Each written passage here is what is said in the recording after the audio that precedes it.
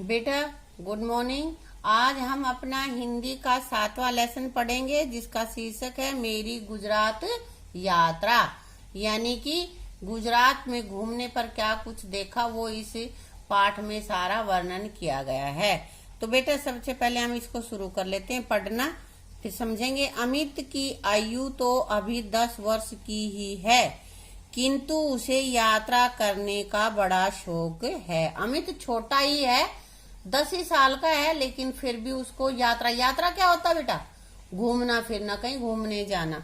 उसको यात्रा करना, घूमना बहुत पसंद है। शौक है मतलब बहुत पसंद है उसको। कहीं कहीं घूमने फिरने का मौका वह कभी नहीं चूकता, यानी कि घुमाने के लिए कहीं भी ले जाओ तुरंत तैयार हो जाता है।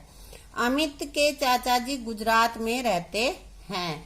अमित के चाचा कहाँ पे रहते हैं? गुजरात में। उन्होंने अमित को गर्मी की छुट्टियों में गुजरात भ्रमण के लिए अपने पास बुला लिया। भ्रमण मीन्स घूमना, घूम घूम के देखना किसी चीज को। तो उसने गर्मी की जब तुम्हारी छुट्टियां होती हैं तो तुम भी जाते हो, कोई नाना के जाता है, कोई बुआ के जाता है ना। तो इसी तरह उसके चाचा ने गर्मी की छुट्टियों में बुला लिया ताकि वह गुजरात घूम के देख सके।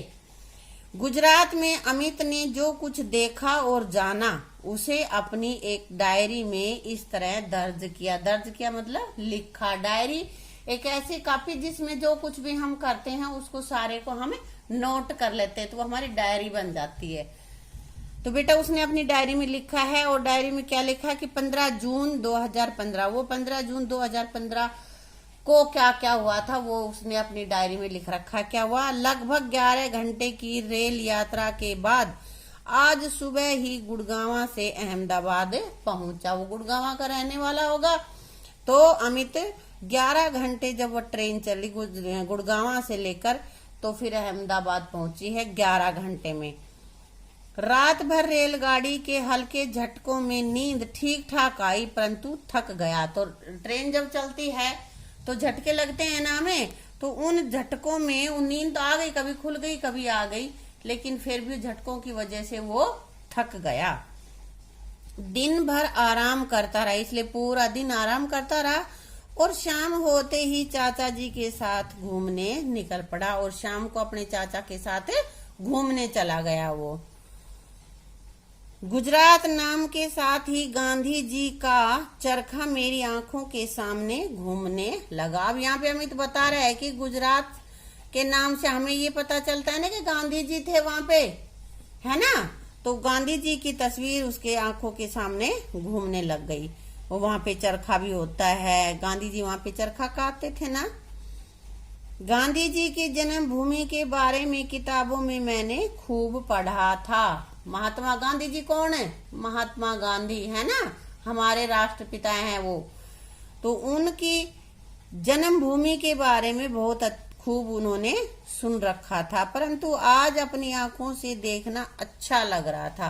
पहले तो किताबों में ही पढ़ा था और अब वो अपनी आंखों से उस धरती को देख रहा था। साबरमती आश्रम में पहुंचा तो यही वही भजन सुनने को मिला। साबरमती आश्रम को क्या है? वही आश्रम जहाँ पे गांधी जी रहते थे।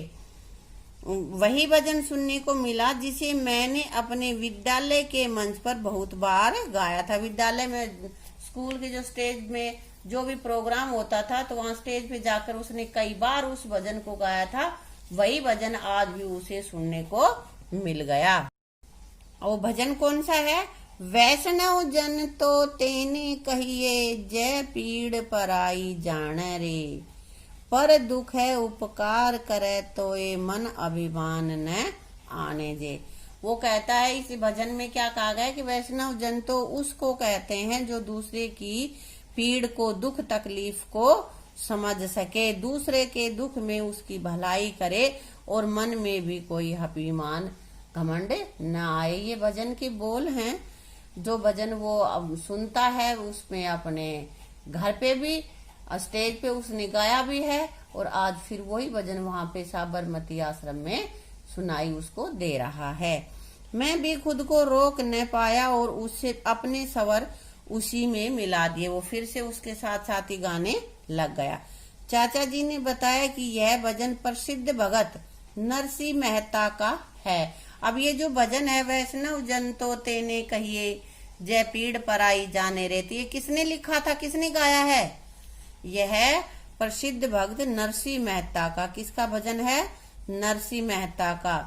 देर रात तक इसी भजन को गुनगुनाते हुए मैं और चाचा जी घर लौट आए। गुनगुनाना मतलब धीरे धीरे धीरे धीरे जब गाते रहते हैं, कोई लाइन हमें पसंद आ जाती है तो उसी को हम बोलते रहते हैं, है ना। तो ऐसे करते वो फिर वापस अपने घर आ गए। अब उसने डायरी में अपनी में आगे लिखा है 17 जून का। अब 16 तारीख को उसने क्या किया हमें नहीं बताया उसने, ठीक है, आराम किया होगा। आज सुबह से ही मैं बहुत खुश था। आज चाचा जी ने मुझे श्री कृष्ण की नगरी द्वारिका घुमाने ले जाना था। तो चाचा जी वहां पे ले गए। द्वारिका के बारे में पिताजी से सुना था कि यह भारत के 4 धामों में से एक है। द्वारिका नगरी वहां पे गुजरात में, वहां पे लेके गए द्वारिका। और तो द्वारिका कहता है कि मैंने मेरे पिताजी से सुन रखा था कि 4 धाम जो हैं पवित्र हमारे जो स्थल हैं उनमें से एक द्वारिका भी है। कहते हैं श्री कृष्ण मथुरा से यहाँ आए थे और इसी नगरी को अपनी राजधानी बनाया था। भगवान श्री कृष्ण है यहाँ पे ये। तो भगवान श्री कृष्ण मथुरा में कंस को मार के फिर वहां के बन गए थे ना राजा, लेकिन वहां से बाद में उन्होंने वो आ गई द्वारिका नगरी में और वहां उन्होंने अपनी राजधानी बनाई। इस सुंदर नगरी को देखकर मन रोमांचित हो उठा, मन बहुत ही उत्साह से भर गया। यहीं सुदामा अपने मित्र श्री कृष्ण से मिलने आए थे। अब तुमसे पूछूं कि सुदामा कृष्ण से मिलने कहाँ आए थे तो क्या बताओगे? बोलो। द्वारिका। देर रात तक मैं और चाचा जी गरबा नृत्य देखते रहे। नृत्य नाच गरबा ये गुजरात का प्रसिद्ध एक लोक नृत्य है। स्त्री पुरुष सुंदर गुजराती पोशाक पहने बड़ा सा गोला बनाकर नाच रहे थे। तो गरबा कैसे करते हैं बता रहा है कि स्त्री और पुरुष सभी इकट्ठे होके गोला बना के उसमें नाच रहे थे। मैंने भी उस समूह में कदम ताल मिलाकर खूब नृत्य किया। और उसके साथ साथ कहता है कि मैंने भी नृत्य किया, मैंने भी डांस किया। गुजराती पकवान खाकर सारी थकान दूर हो गई। और गुजरात की जो स्पेशल पकवान है वो खाए तो मन इतना खुश हुआ कि सारी जो दिन भर की थकान थी वो दूर हो गई। ये बेटा इधर द्वारिका धाम की ये बनी हुई है यहाँ पे पिक्चर। हाँ, अब उसके बाद ये 19 जून 2015 को क्या किया इसने वो बता रहा है। ये क्या किया देखो, गुजरात से अब घर लौट रहा हूँ। गुजरात घूम लिया वो सारा 18 तारीख से, 15 का गया हुआ, 15 को, 16, 17, 18 को घूमा और 19 को फिर अपने घर वापिस आ रहा है। मैंने साबरमती आश्रम, द्वारिका के अलावा और क्या देखा, सोमनाथ का मंदिर, पालिताना की यात्रा भी की। ये भी जैनियों की एक पवित्र स्थल है, यहाँ पे आगे बताएगा ये। पालिताना जैनियों का प्रसिद्ध तीर्थ है। सोमनाथ शिव जी का बड़ा मंदिर है। यहाँ बिताए दिनों की याद वापस लेके जा रहा हूँ। गुजरात के लोगों की वेशभूषा मुझे बहुत अच्छी लगी। पुरुष धोती पहनते हैं और सिर पर साफा या पगड़ी बांधते हैं। स्त्रियां अधिकतर कामदार लहंगे और ओढ़नी पहनते हैं। यहाँ के पहनावे के बारे में बताया है कि पुरुष यहाँ पे धोती और पगड़ी पहनते हैं और स्त्रियां लहंगा और ओढ़नी पहनती। मैंने भी छोटी बहन के लिए पीले रंग का गुजराती लहंगा खरीदा है। क्यों खरीदा पीला रंग का लहंगा अपनी बहन के लिए? क्योंकि उसे पीला रंग बहुत पसंद है। मुझे यहाँ के पकवान ढोकला, खांडवी, फाफड़ा, श्रीखंड, गुजराती कढ़ी आदि बहुत अच्छे लगे। तो गुजरात में कौन कौन से पकवान होते हैं? ढोकला, खांडवी, फाफड़ा, श्रीखंड, गुजराती कढ़ी। मुझे गुजरात में सबसे अच्छा यह लगा कि यहाँ सब लोग मिलजुल कर रहते हैं, सभी मिलजुल कर रहते हैं। यह सब देखकर मुझे गुजराती कवि की ये पंक्तियां याद आ गई। हिंदू मुसलमान पारसीओना અહીંયા तीरथ सागर, प्रभु छे एक, भूमि छे एक, पिता छे एक, मात छे एक।